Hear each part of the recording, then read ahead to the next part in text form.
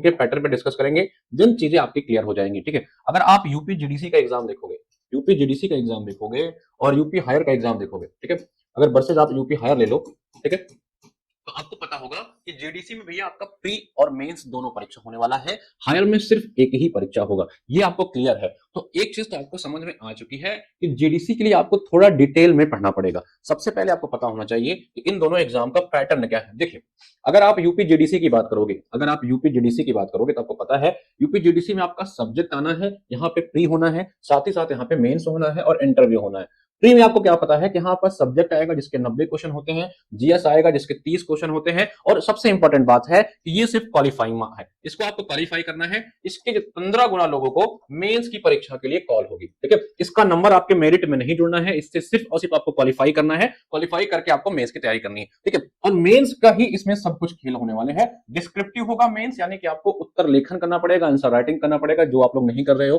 ठीक है, और मेरिट इसी से बनेगी, और इंटरव्यू होगा। ठीक है, बहुत मिनिमम मार्क का इंटरव्यू होने वाला है। तो मेन पूरा का पूरा रोल आपका जो जीडीसी में होगा वो आपके मेंस का होने वाला है। ये जो होगा सिर्फ क्वालिफाइंग होगा।